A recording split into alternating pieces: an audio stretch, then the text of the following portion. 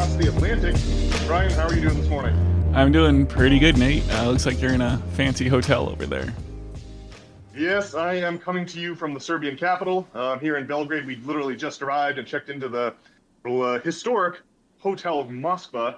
Vlad, my good friend, his brother Alex, took us on a tour guide of the city of Belgrade 3 years ago, and he was pointing out this hotel as a significant historical landmark. So this is why we chose this hotel. We got a really cheap room for our last 3 nights here in Belgrade, just because it's the off season, and then there's also an exchange rate between U.S. dollars and dinars.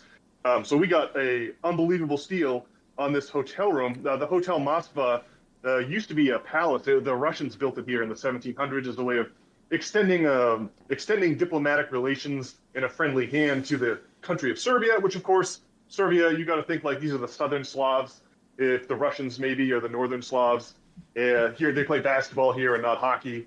So the two cultures are closely related. And so anyway, this palace got converted into a hotel at some point over the past couple hundred years. And so it really is literally like staying in a palace. So this is by far the nicest hotel I've ever stayed in. So I'm really excited to be here.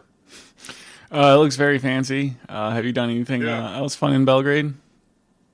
Well, we literally just got to Belgrade about 5-10 minutes ago. We had this podcast scheduled, and we were running a little behind. But the man got us here at exactly 3:00, and so when your message popped up asking if I was online, it actually worked out pretty well. So we're looking forward to maybe going to the St. Sava, the cathedral here in Belgrade. It's this, again, it was financed by the Russians, by Vladimir Putin's administration. But they have this beautiful Orthodox church. It's huge. It's like in the style of an Orthodox dome. So we're excited to go take some pictures of that. Of course, there's a major fortress here in downtown Belgrade, a medieval fortress, always exciting to check out.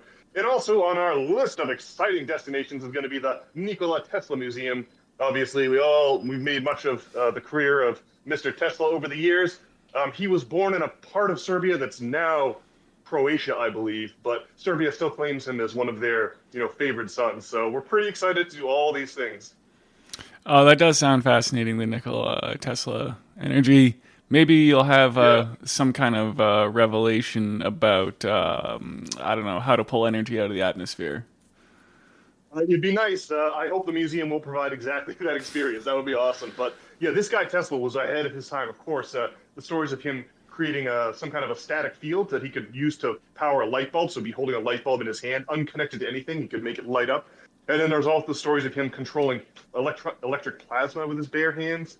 Just bizarre tales. It does seem like physics has yet to catch up to the work of this guy Tesla. And Brian, you're going to remember Nikola Tesla, or at least I'm going to remember him most from that movie, The Prestige. I got to think that's going to be a touchstone for you too. Well, yeah, he's played by David Bowie, who, of course, played with David Gilmour on his On an Island tour. He played Arnold Layne in Comfortably Numb with David Gilmour. Of course, obviously, of Ziggy Stardust fame too, and other things.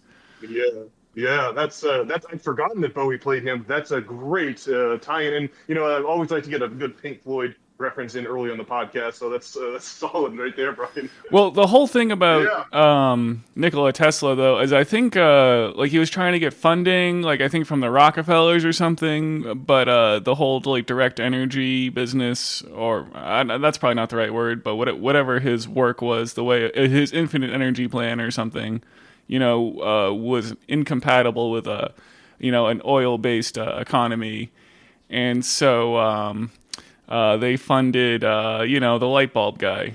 That'd be Thomas Edison. That's it. Rockefeller was involved in all kinds of bizarre occult connections, something we can get into on the pod sometime. History is not what it appears to be at first glance.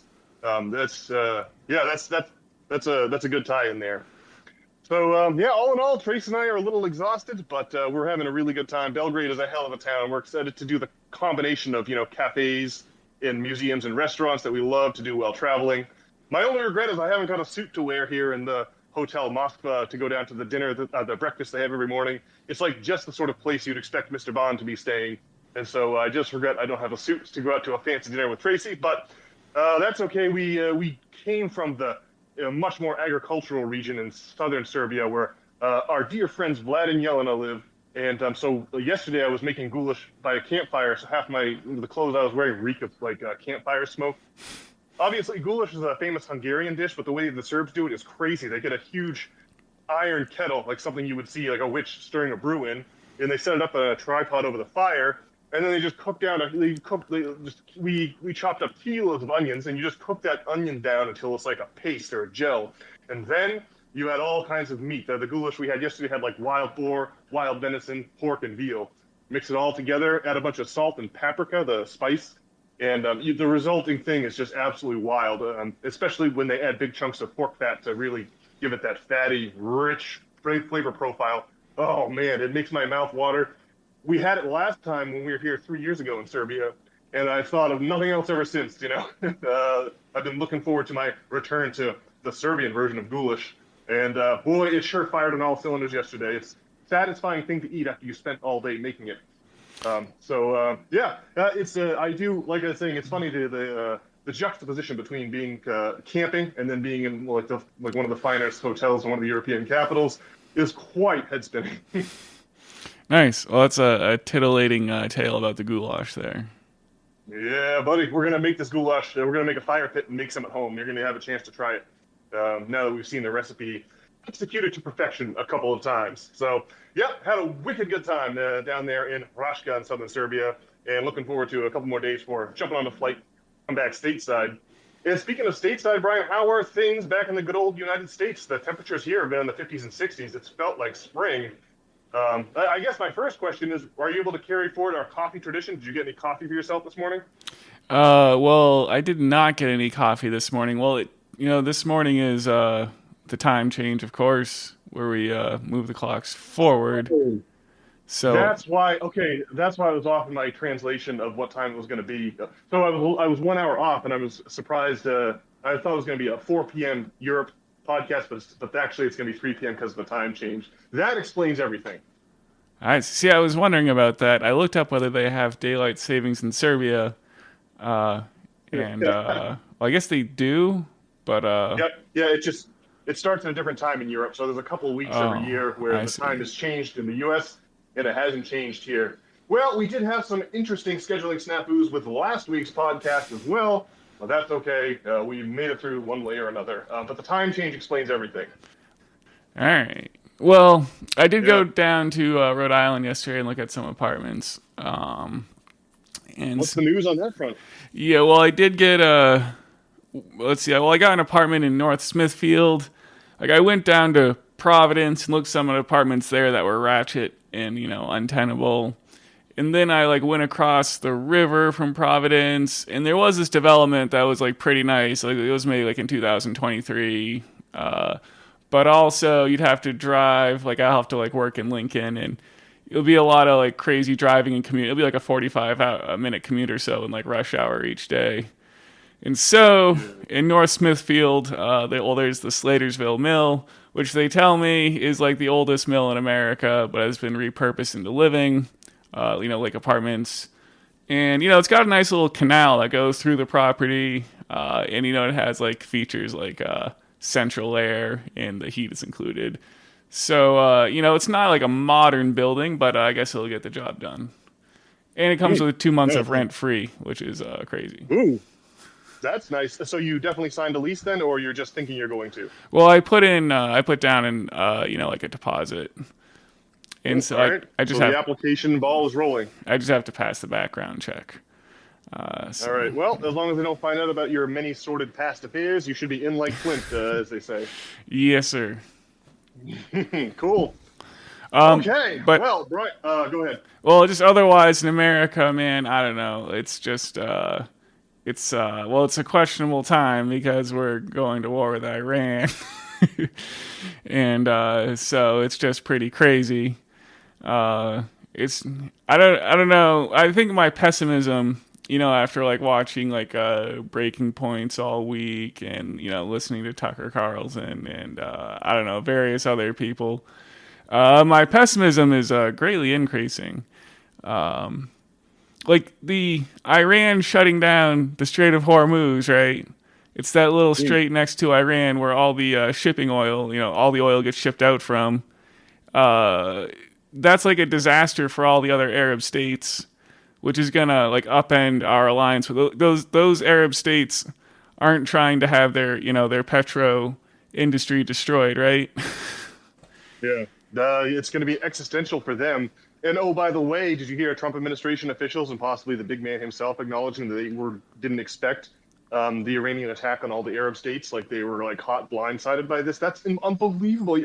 You would think that would be like so obviously what Iran's counter strategy is going to be. But I guess they were caught with their pants down on that front. And so, are you seeing gas prices spike in Maine yet? Oh yeah, it's up like 50 or 60 cents. I mean, it was at like 250, and now it's at like 330. Well, of course, it's not even. Obviously, gas prices a disaster for the domestic economy if they go skyrocketing up because no one can get any ships out of the Straits of Hormuz. The Trump administration is saying they're going to pay for insurance on shipping through those straits.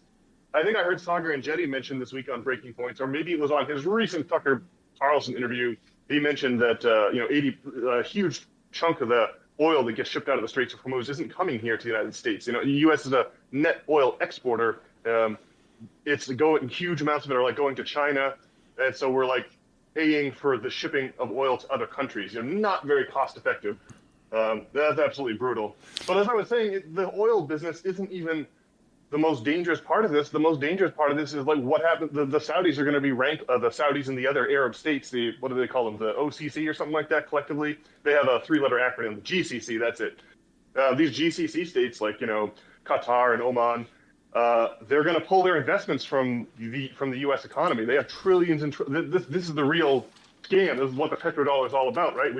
They send us oil. We send them stacks of U.S. monopoly money. And then they take that U.S. monopoly money and they invest either in our bond or stock markets. And so if they choose to pull those investments because they feel like the United States is no longer a good ally for them, or we're not backing them, or we're not protecting their interests, or we're behaving in a way that disregards their interests, they could pull that investment and we would see a massive, massive contraction in the U.S. economy, like the stock markets and the bond markets. I mean, that could be a huge, huge strategic blunder if that's what it comes to. So we really are looking at a scenario here where we could see the guts ripped out of the U.S. empire over this conflict. And it almost seems like the Trump administration had no inkling this was coming, at least based on what they're saying in their press conferences. So you're saying that pessimism is festering, Brian. Is that what I'm to understand after a week of Tucker pods and breaking points? Pretty much. I don't. I mean, we're gonna have to have like boots on the ground and stuff. And I don't know if you saw any of that footage of like the Iranian airport, like completely like erupted in flames. There, it's like a giant billowing cloud of flames. And it's like, oh, I'm sure that's a good way to win over the support of the Iranian people. Oh my God! Wow, was this the Tehran airport? Do you recall? I didn't see this. I'm behind on my news consumption, being having been traveling the past 2 weeks. So this is news to me. I mean, it makes sense, obviously, with strikes, Israeli and U.S. strikes all over Iran. That obviously the airport would be one of the key locations to target. But yeah, well, it's Tehran's Mehrabad airport, and I guess I kind of assume that's like the airport, although. Maybe it's a lesser airport. It's hard to imagine. I'm pretty sure it's the airport, and not a good way to win the hearts and minds. Did you listen to Eric Weinstein on Piers Morgan? I did not even know the man was on Piers Morgan. What did he have to say? Yeah, well, it was funny. This is going to harken back to Brett Weinstein talking about the Final Cut and Roger Waters a bit. But Eric Weinstein is like excited about this war because he wants to like free the Iranian people, and he was talking about how like what a great people the Iranian people are, and how the historical respect between Jews and Iranians, and that part of it, like, I can certainly understand, and we know some Persians on account of the Baha'i faith, and they're like great people. And it is terrible that like the Persian people are stuck under this crazy like religious authoritarian regime. But like Brett Weinstein doesn't seem to understand. Like, I mean, the Persians were a free people, And so they had, they had some funny ideas about, owning their oil fields. So we overthrew their regime and put in the Shah, and then the Shah got overthrown, and the Ayatollah regime was put in place. Yeah. And so, I mean, Eric Weinstein's like a really smart guy, and so I don't know if if I'm just an anti-Semite, or if Eric Weinstein can't see like the forest for the trees with regards to the political history of this, because he's a Jewish dude, and I don't know. I guess he's not like suspicious of what Israel's doing in the Middle East, like I'm. Yeah, I guess I don't know. Maybe Netanyahu doesn't give him the creeps. Well, I mean, I will just echo your statement, your sentiment here, Brian. The Iran is like the Persian civilization is one of the oldest and most glorious there is. You go all the way back to like Darius and Xerxes and Cyrus the Great. You can go up through the Sassanid Persians who resisted, Roman rule, and then you've got the rise, the real golden age of Persian civilization in the 6th and 7th centuries, when they converted to Islam and became the seat of power, for the Shia, half of the Muslim faith. And the library of Baghdad was like this legendary library. It was a center of like learning and philosophy, alchemy. Alchemy is one of these. I guess it's an Arab word, but it's one of these disciplines that was heavily emphasized in the golden age of Persian culture. The other thing about the Persians, they're kind of us, in terms of like we're like white people, like white European people, but like the same genes, the same. Let's look at it from a language perspective. The same language in Proto-Indo-European language is there's like an language, an Ursprach, to borrow the German word, that the Celtic Irish and English, on the British Isles, all the way across Europe, all the way to the Caucasus Mountains where the Iranians are, where the Iranians live south of the Caucasus would be like Azerbaijan and Jordan, and then south of that is Iran, and then all the way to like the Hindu civilization on the subcontinent. These are all Proto-Indo-European language groups, so they're all kind of related. The word, I think Iran, the country of Iran adopted the name Iran in like the early 1900s, but then it means Aryan, right? It's like these are the people who come from over the Caucasus Mountains. And furthermore, the Persian language is like I say, it's a Proto-Indo-European language. But they did, during the Muslim conquest, they did adopt the Arabic script. So it's a Proto-Indo-European language with Arabic letters instead of Latin letters.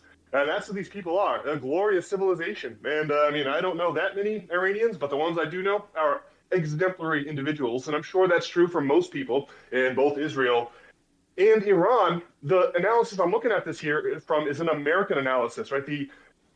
The apparatus of the U.S. military is not for use in people's holy wars. It's not to be used like this to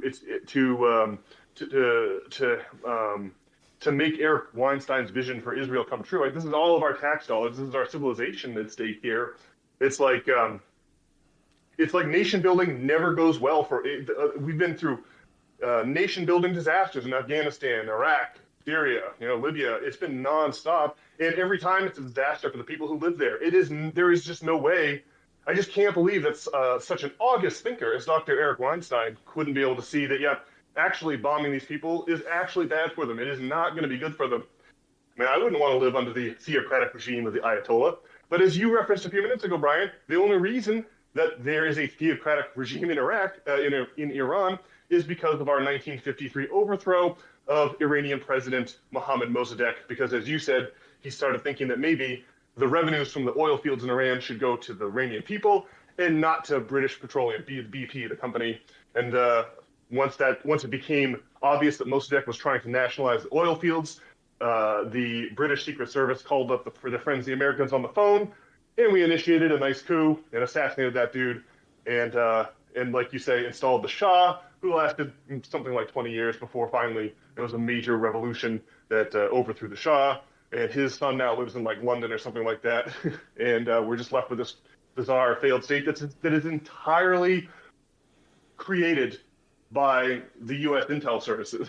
So it's really, I just can't believe that this is the level of Dr. Weinstein's analysis. My mind is shocked. I'm gonna have to go back and watch this, Brian, because it's just that is just a wild opinion for someone this bright to have. I can't believe it. Well, his brother Brett Weinstein felt that Roger Waters was an anti-Semite, so they obviously have some viewpoint that just don't quite understand regarding affairs in the Middle East there. Yeah. Well, yeah, that I remember this. This was in the aftermath of the October 2020 was 2024, the October 7th attacks in Israel.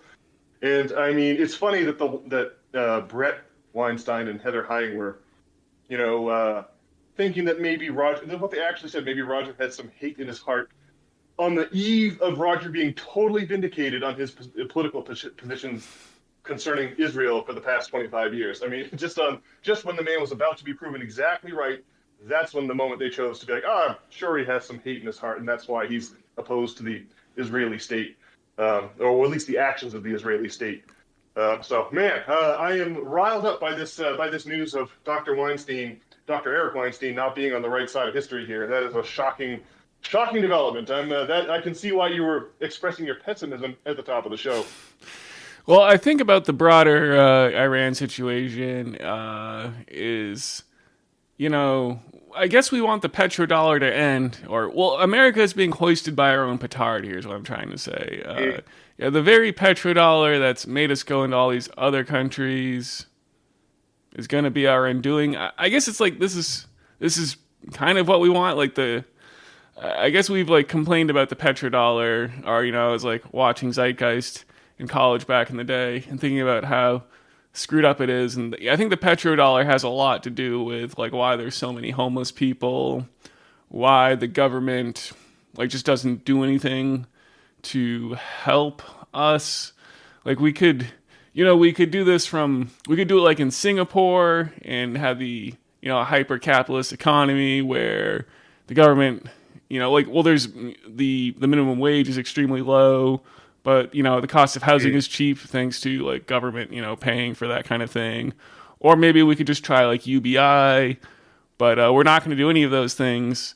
We're just going to extract wealth from the populace every time the upper class racks up a bunch of debts they can't pay. Yeah, I mean, that's really it. When you bail out some people, but others, the people who don't get bailed out fall further and further and further behind. And of course, then you have the kind of wealth inequality that threatens even the great empires of the world, like Rome. They end up with a wealth inequality that is just, you can only have so much wealth inequality before people revolt, or it no longer, or at the very least, it no longer becomes that you destroy their incentive to work profitably in the economy.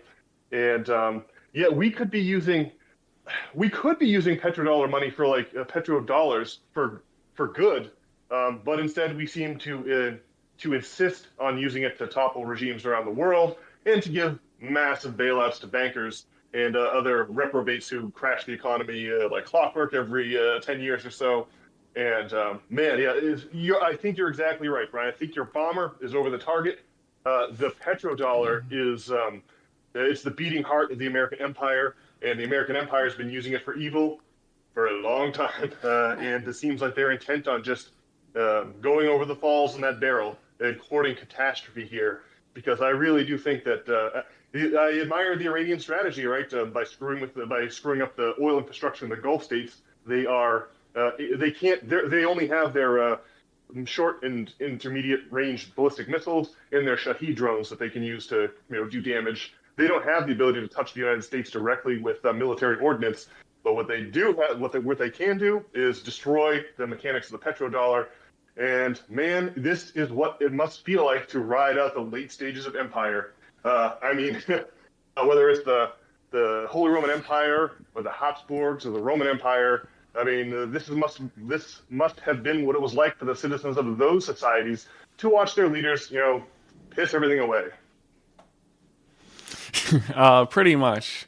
Yeah, man, it seems like it must be the end. I mean, I think this seems like the end of the petrodollar, like in one way or another. Uh, there's just it's just hard to imagine that this is going to be a short-lived conflict and not be a huge disaster that completely reshapes the geopolitical landscape of the Earth. Or maybe is there some way you like the maybe the eco-geopolitical landscape? We need another prefix there to address the Yes. changing financial structure of like the whole world, basically. Well, if I could here, Brian, I'd just like to briefly address the idea of the Götterdämmerung, or the Twilight of the Gods. This idea, but then you have a whole bunch of exciting clips for us to watch regarding some pretty wild conspiracy theories. So, if you'll just indulge me for just a minute or two here, then we'll go right to the clips that you have, the stories that you have for this week. As we all may or may not know, Richard Wagner was a 19th century composer. He was Hitler's favorite composer. We all know that Ride of the Valkyries song from Apocalypse Now. You know this one, Brian. It's like.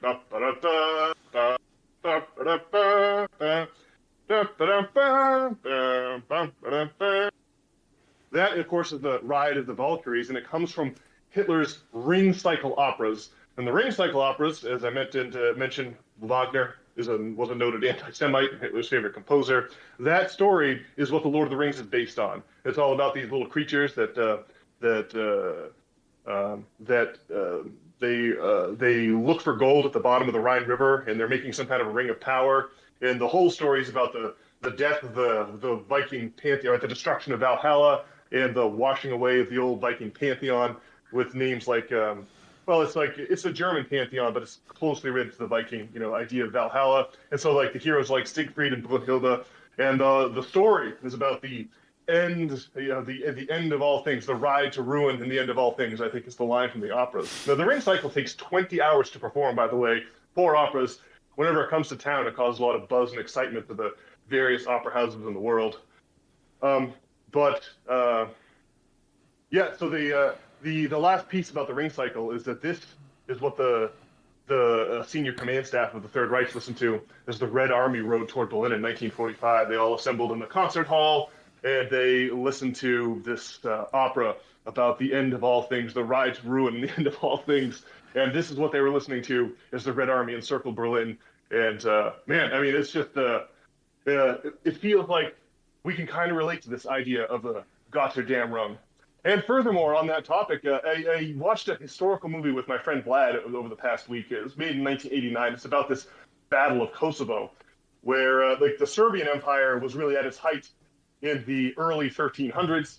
But by the end of the 1300s, the Tsar Dusan, the man who ran that empire, had died, and his successors, hadn't managed to steward the state in a way that kept it together. That is to say that the various Balkan countries, the Croats, the Bosnians, the Serbians, they were all splintering into separate factions, and that made them weak and unable to resist the advance of the Turkish Sultan, a guy named Mehmed.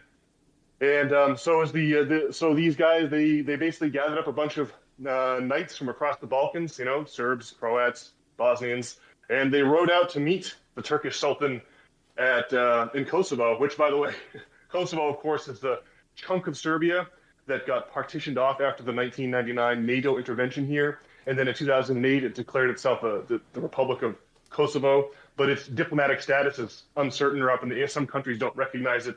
Obviously, for Serbia, we just came and, cut this huge chunk out of the country and use it to install a military base so we can further antagonize Putin and the Russians in NATO's bid to make all of the former Soviet states NATO countries and make basically a Cuban Missile Crisis situation for Putin, where he just couldn't accept NATO military power so close to his borders any more than we could accept Soviet military power in Cuba back in the 1960s. So these Serbian knights, they're riding south of Kosovo Field, and they know they're doomed. The whole movie is tinged with this dark mood. Something about the Balkans, something about the people of the Balkans, they have sort of a dark, sarcastic way of thinking of history because they've just been invaded so many times, whether it's the Turks or the Habsburgs. Well, anyway, to make a long story short, these Serbian knights, they faced off against the Turks in overwhelming numbers. A small contingent of these guys managed to break through the Turkish lines, make it all the way to the tent of the Turkish Sultan, where they stabbed him to death moments before themselves being cut to pieces. And this is a seminal moment in Serbian history. After I saw the movie, everyone I asked had seen this film, so it informs the way that they regard, politics and history. And it was just like it was tragic. It was like these guys marching south. It was like a Gotterdammerung or a Twilight of the Gods.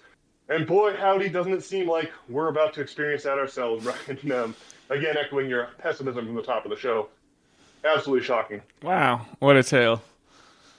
Yeah, yeah. The 1989 movie was great. You would like it. The battle scenes were a little limited, but there was to me they look like scary looking Serbs. They've got the beards and the medieval helmets. So it was quite something to see. And like everyone you ask here has seen this movie and has that sort of sardonic that wry sort of what are you gonna do? It's always tragedy all the time.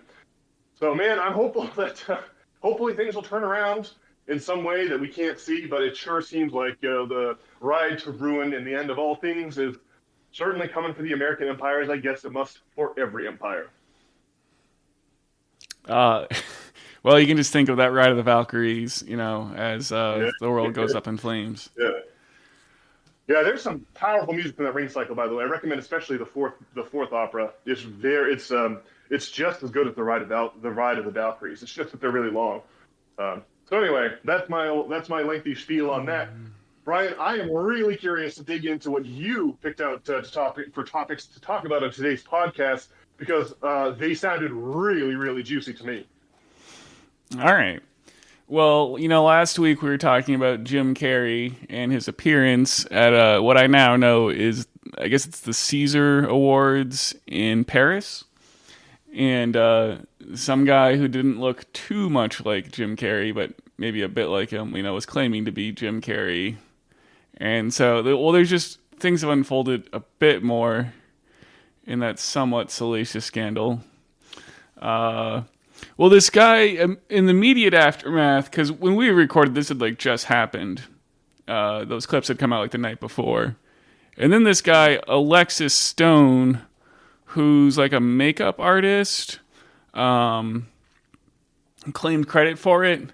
And he posted some videos of himself, putting on a skin mask kind of thing, this latex thing that applies directly to your skin, almost like in Mission Impossible, but maybe not quite to that degree. And he certainly is a good makeup artist. But the thing is he didn't post a clip of himself dressing up like Jim Carrey. If he had, transformed himself and shown the makeup process of dressing up like Jim Carrey, well, that would have been, pretty, that would have cleared up the matter, right? But in the immediate aftermath of that, the zeitgeist was oh, well, this definitely was, it was this guy, Alexis Stone. And then, but then let's see, maybe 12 hours later or something, TMZ put out a report that it really was Jim Carrey at the award show, according to TMZ. They said that his publicist put out a statement that it actually was him, and that he attended with his like wife and family and kids and various people. And Adam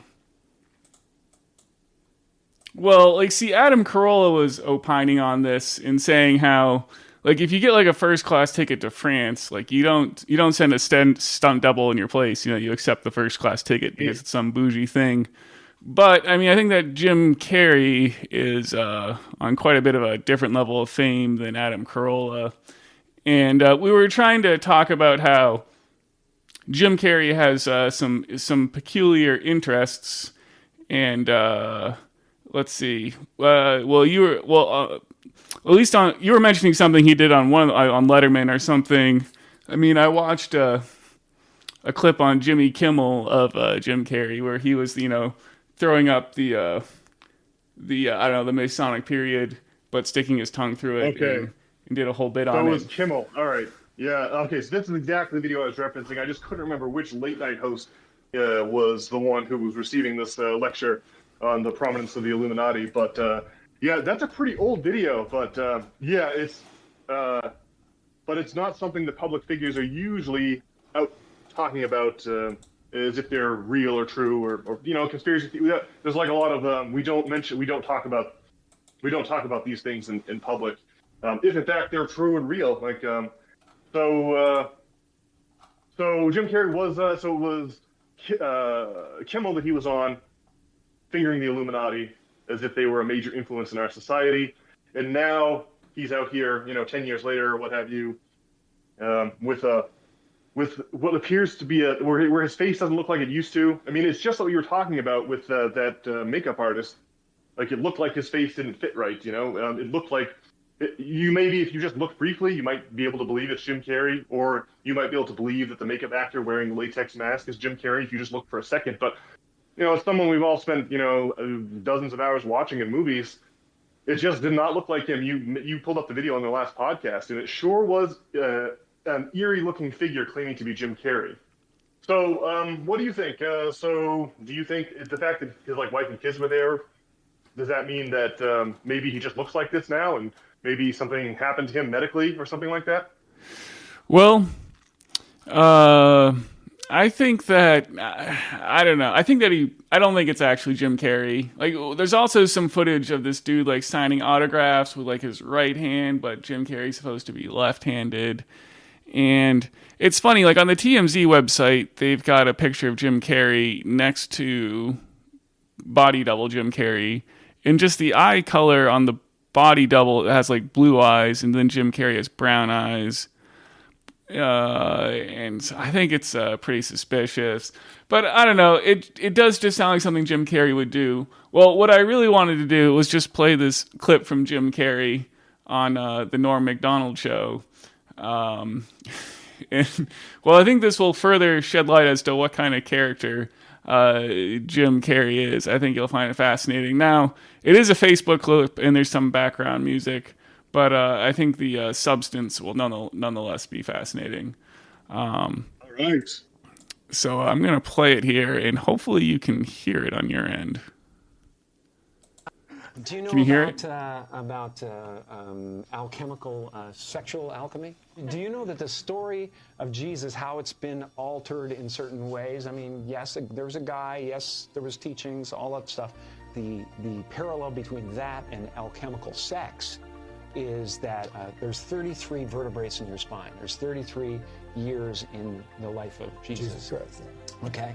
There is a substance or liquid or a substance that comes from your medulla, which is basically completely looks like the Ark of the Covenant. Has angel's wings around it, the whole thing. So this substance comes from your medulla, makes the trip down your spine to your sacrum, which is Quick, get a dictionary. Christ coming down into human form. Yeah. And if you don't squander that essence, that sexual essence, it ascends again and goes back up to heaven, which is your thing. It's also the story of Santa Claus. Why he comes down the chimney is because this juice or this whatever substance actually passes what's called the claustrum, which is where they got Santa Claus. So it goes down the chimney and back up the chimney. It's all very freaky shit. Norm Macdonald. You have any other question after hearing that? Norm Macdonald is a name. Yes. He has a religion. He has a nationality. He has a hockey team that he loves. And that's exactly what I want to know. These are the fucking abstract fucking building blocks that he cobbles together into some sort of pseudo fucking personality that can be identified by the police. Jesus. So what's the question? What do you mean? There's no him. There is a relative, manifestation, obviously happening that it's pretty fucking convincing at times. Yeah. So why am I working so hard? Incredible acting. Why am I trying so hard? Well, I think you're doing things you love now, though. No, I am. It's true. There's no pressure whatsoever. I truly am kind of needless in the universe. Yeah. I'm just doing, because doing is happening. All right. Wow. Oh my gosh, I've not heard that before. That is a wild theory. Huh. Man. So this is the kind of thing that Jim Carrey's into. This is what he believes about the world from his vantage point as an international movie superstar. Yeah. Well, I think, I mean, well, the whole 33 thing is a very reoccurring theme, and, Yeah. and, well, I've heard of this idea of, semen retention before. And, so, I mean, maybe there's something to it. But anyway, it's certainly the kind of thing that, Jim Carrey is into. He's just, into, I don't know, figuring out like what this 33 business is actually about, right? You mentioned we knew some Iranians earlier, we know some Iranians in Maine, and this because these guys were refugees from the Islamic Revolution of 1979. But we know them because they're part of the Baha'i faith, which was the faith we grew up in. This kind of it's an independent world religion, but it's like an offshoot of Islam. It has a lot of Islamic flavor, and of course the founder of the Baha'i faith, they call him Baha'u'llah. What was his name? Mirza Hussein Ali, I think was the guy's real name. He was like a nobleman in Iran, and but of course he became part of this heretical sect, and so they threw him into the Sia Shal cistern, an old cistern. That was like a dungeon where people just die in the filth down there, and that's where he had this amazing revelation, and where he began to build his project of becoming, what he called, a prophet of God. And I just bring this up because this man, Mirza Hussein Ali, was of course 33 years old when they slapped him they threw him down into the Sia Shal cistern. It was horrible prison in old school Iran. So like the number 33 comes up a lot in religion. When I think of the number 33 with respect to sun gods, like Jesus, I think of the old Babylonian zodiac, where you take the 360-degree circle and you whack that circle up into 12 equal, pie slices of 30 degrees each. But of course, this 360-degree circle refers to the belt of constellations that circle the Earth, the equator, that you can use to measure the Earth's position in the heavens. And it's not really clear when we move, for example, from the age of Pisces into the age of Aquarius. And so there was always a 3-degree neutral zone in transition periods. And so that's why the coming of the next sun god is always supposed to happen. He's supposed to declare his mission at age 30 and then be executed at age 33, because that's when, that matches the Babylonian numerology of the old Babylonian zodiac, which we still use today. But the tie into the number of vertebrae in the spine, that is a new one on me. That is very, very interesting. Well, I suppose that ultimately Jim Carrey's body double at the Caesar Awards in Paris is rather inconsequential. But I do think it's like some kind of artistic statement to send in this sham. And I don't know, like just before we go to war with Iran, and I don't know, our whole illusion gets blown up here. It just seems awfully fitting. So in that way, it's very fascinating, I think. Old, noted ethnobotanist Terence McKenna, he has all those brilliant lectures on YouTube, and he has one jag about the Holy Roman Empire in the 1300s and how the emperor had the empire on lockdown. People didn't depart from the Catholic faith. Everyone was, most people were down to practice Catholicism, and there wasn't a lot of heresy going on. And it wasn't until the chaos of like the Black Death and the first stirrings of the Protestant Reformation, Johannes Gutenberg invents the printing press in 1435, and all hell breaks loose. And the emperor completely loses control of the narrative, and before you know it, everyone's working their alchemical mortar and pestle. They're working their astrology star charts. They're casting spells. In short, when the empire was economically healthy and functioning, people believed in the authority of the Holy Roman Empire, and they didn't question its dogmas. But then when that empire stopped functioning so well, then that's when you just have people scatter to believe whatever makes sense to them, because there's no authority telling them what to believe anymore. No, there's no credible authority telling them what to believe anymore. And that's what this Jim Carrey video feels like to me. It's like, what reality are we living in? The immortal words of the bard spring to mind. All the world's a stage. The men and women merely players, and each actor has this entrance and this exit, and one actor in this time plays many parts. It really makes it seem like we're living in some kind of bizarre synthetic reality, or a Matrix is from that 1999 Matrix movie is a good metaphor. But man, it's just so weird and eerie. I don't know what to make of it. I don't know what we should believe anymore. You kind of have to be able to hold multiple beliefs in your mind at once and just shade the probabilities, kind of like an equation in quantum mechanics versus having some kind of a discrete reality we're believing in.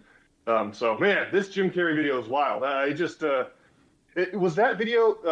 Well, no, sorry, you were saying it was Fallon where he did the Illuminati triangle, and then this is a different one with Norm Macdonald where he's talking about how he is like a construct or something like that. Yeah, well, very odd. Jimmy Kimmel, that's where he's doing the Illuminati. But yeah, you have to maintain some like a philosophical like superposition or something. Wherein, man, that's so well said. All right, that's exactly it. Philosophical superposition, dude. That's going to be the title of this episode. That is only 2 words. It took me like a whole bunch of sentences to get that out. Philosophical superposition. Yeah, well done, man. That's really good. All right. Whew. All right, Brian, you got anything else for us on this edition of the Old System Failure Podcast? Yeah, well, this is like an opposite clip of Jim Carrey talking about it's like the opposite flavor. It's Hillary Clinton being interviewed about the Epstein files. Did you see any of the clips from this, Nate? I did not. I'm waiting with bated breath. This is going to be good. All right. Well, this is just a short clip. Well, the topic of Pizzagate came up, which well, maybe I'll just play the clip here. I guess if people, Pizzagate, it's this conspiracy theory that there's all sorts of references to pizza in the Epstein documents, and it's unclear what they represent here. But all right, I'll play this clip. Have you reviewed any 2025-2026 Epstein files that were released that you believe reference or relate to those specific 2016 claims regarding the Podesta emails, Comet Ping Pong Pizza used as code possibly? I'm sorry, you're asking her about whether she's reviewed emails in the Epstein files which relate to the wacky Pizzagate scandal. You could characterize it however you want. I just would like to know if she's familiar with any of them. So excuse me, your question is about whether or not she has reviewed any emails in the Epstein release files about Pizzagate. Correct. Pizzagate was totally made up. It was an outrageous allegation that ended up hurting a number of people, that caused a deranged young man to show up with his assault rifle and shoot up a local pizzeria. I can't believe you're even referencing it. You should be... There are connections. All right. So anyway, I just thought it was really funny that Hillary Clinton is shocked that anyone dare ask any questions about Pizzagate, wherein all these Jeffrey Epstein emails contain all kinds of emails about pizza and grape soda and beef jerky.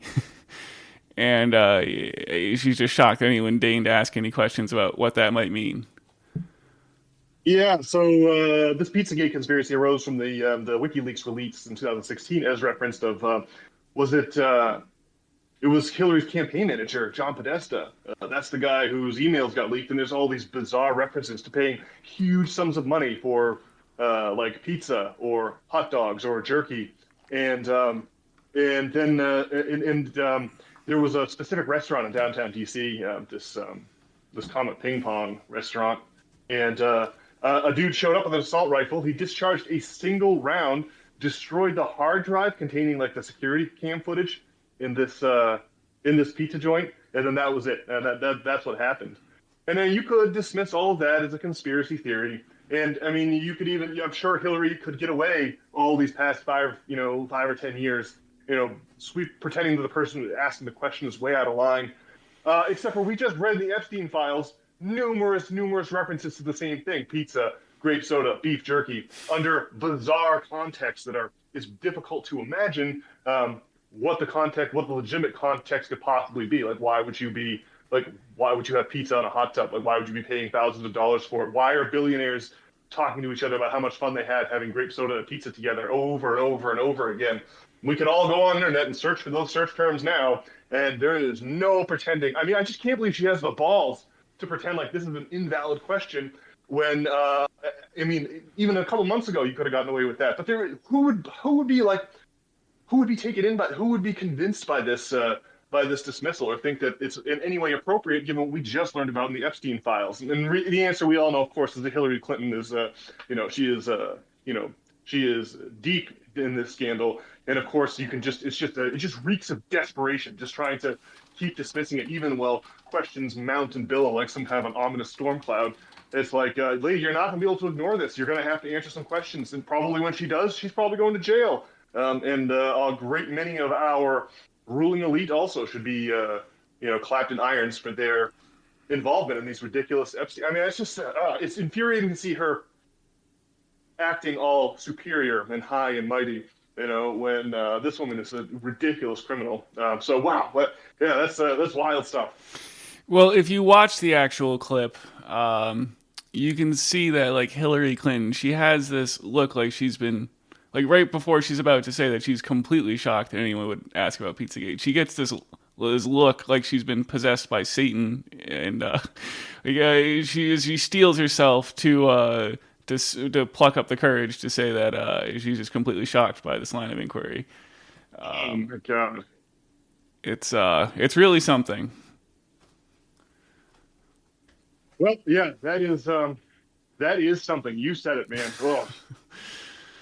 Well, I guess one last topic I maybe could shoehorn. I see we're running up to the end of the podcast here, Brian, but there's just one more interesting topic that I would just love to broach here with you if we're done with Hillary Clinton and Jim Carrey. Sure. Obviously, going to visit, our middle brother has a 1-year-old child, and I was just hanging out with a 4.5-month-year-old. Vlad and Yelena's new child is 4.5 months old here. His name is Yanko. And you can see both when we, watch our niece, maybe she's able to see much more, but when she was a baby, but she was really little, less than 1 year old, when she was Yanko's age, you could just see that her eyes, babies have to learn to focus their eyes, is what I'm saying here. They don't triangulate. They don't triangulate. That's like a skill that you learn after you're born. Do you know what I'm talking about? Yeah. Yeah, it's like that unfocused look as they learn their faculties. We were riding up the gondola to the top of Zlatibor Peak, which is a ski resort over there on the Bosnian border in southwestern Serbia. And I was just looking at that little guy. His parents are holding him, and his eyes aren't really focusing. And I was wondering, I just want to conjecture here that, maybe length, width, and height is a convention, like a stage convention, like a curtain, or an audience, or like the stage itself. It's just something you kind of come to understand so that you can operate in reality. They say that babies don't develop like an ego or a theory of themselves. That this echoes the way Jim Carrey was talking about himself as a construct, right? That babies don't really have that construct until they're 4 or 5 years of age. And I've heard that if you talk to a child, if you take a child to Disney at like age 3, that you can talk to them about it and what a good time you had at Disney. But then there's like a forgetting that comes into play whenever they develop their ego, and we all don't remember much before we were 5 or 6. And I think this is why when you finally get a functioning ego, so that you can, have a theory of, okay, I'm me, and this other person's another person, and we're going to have an interaction, and we think of ourselves as these discrete individuals. It's like you jettison that is your reality. It's like you coagulate inside the matrix, and you forget what you were doing before you had that point of view. So I'm wondering if these little kids are seeing the tesseract maybe when they're really, really little, like what you see when you have magic mushrooms, like the extra dimensional space where length, width, height, and time, the thing you measure with the stopwatch, of course, melt away, and you could see beautiful alien superstructures or dazzling mandalas or something like that. When classically when you eat the magic mushrooms, you have some kind of a visionary or hallucinatory experience. And so I don't know, Brian, what do you think? Does it seem crazy to think that babies are living in this tesseract until they learn to work the stage conventions of length, width, and height? What do you think about that theory? Oh man, I don't know. It's funny how Yeah, we just kind of accept that it's normal that you're just not going to remember the things that happen when you're at a young age, and maybe it's for the best, as it's a period of trial and error. Are they living in the Tesseract? Well, I don't know. Like, you're certainly like at your essence. I'm sure they're not swimming through the Tesseract. I mean, I guess I probably don't think that's the case, but I don't know, like, what is your conception at that time? I mean, it's like you don't really understand that you're a separate person than your mother at first, I guess is what happened. Yeah. Seems to be the case. And so, like, what's that like? Man, I don't know. Back in December, the Da Vinci Code guy, Dan Brown, he wrote a new book called Secret of Secrets. And this was all about the idea of non-local consciousness. The book took place in Prague, and I got to highly recommend it. All those Da Vinci Code books are always fun. It's going to be some kind of a romp through the best museums in some European capital. So I enjoy them for that reason. But the idea advanced by Dan Brown in that book is that your brain, I first heard this idea from you ages ago, Brian, that your brain functions more like a TV antenna than a hard drive. It's not that you're storing your memories locally and retrieving them. It's that you're tuned into like the consciousness signal. And the theory in The Secret of Secrets is that your brain really is a filter, right? It's maybe not so much an antenna, but like a filter. Maybe like your car radio. It is an antenna, but the most important function of your car radio is to filter out all the other radio stations that you could be listening to and focus only on one frequency, so you're only getting one song and not every song that from every radio tower that you're within range of. And so the idea was that our consciousness, you're tuned into the Brian channel, I'm tuned into the Nate channel, but really it's the same signal, being filtered out that gives rise to the sensation of being separate individuals. And furthermore, they suggested that epileptics, the reason epileptics apparently epileptic seizures can be accompanied with huge moments of joy that are comparable to the euphoria you might experience on a mushroom trip. And that what's going on with epileptics is that their filter is broken, and so they just fall to the ground and start convulsing and possibly frothing at the mouth. But what's really happening is that their radio station's tuning into the entire radio spectrum instead of the one individual channel, and so that's why they seem to drop out of the matrix, if you will, as if someone has unplugged the gain control that's controlling them. Does that make sense? Absolutely. Well, that part I certainly understand. Yeah. I mean, that probably what happens when you're a baby, I guess, is, you probably still, I guess you're probably taking, like, whatever frequency you have, because you think you're your mom at first, and then you have to realize you're a separate person, and so it's just, like, expanding, I don't know, something has to, like, take hold where you eventually realize that's your own person, but, I don't know. Well, like, one thing, I guess part of like why ChatGPT works is because they figured out that like the structure of the human language like isn't as complicated as you might think, and they somehow managed to like fundamentally understand like the structure of it. It's like some I don't know. There's like a pre-existing archetype or something, and I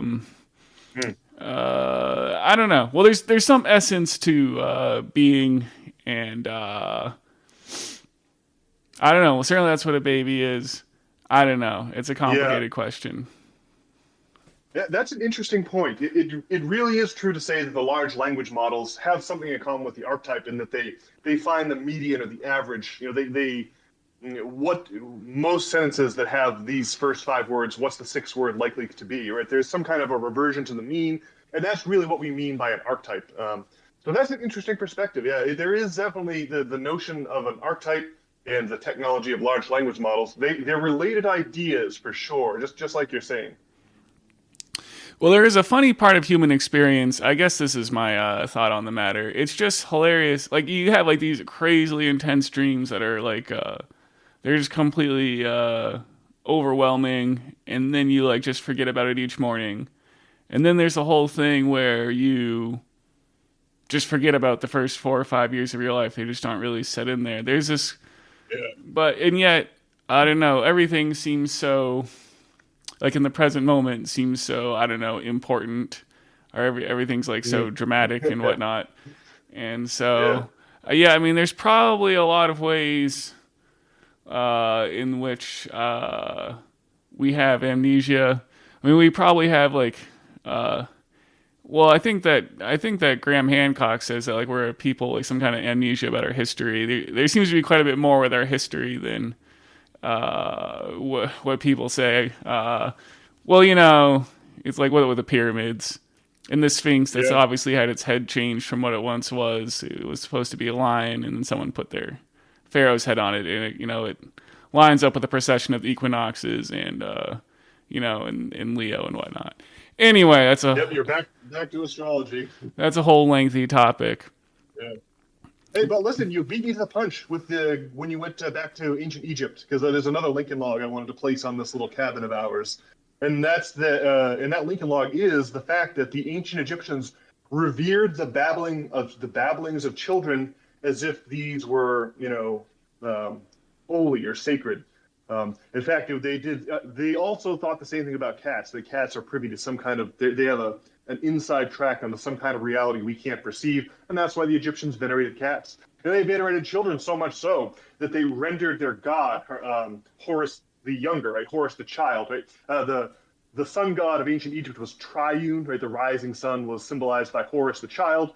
The noonday sun was symbolized by Ra, the patriarchal father figure of the sun god, is most powerful. That's why the Egyptians have obelisks, right?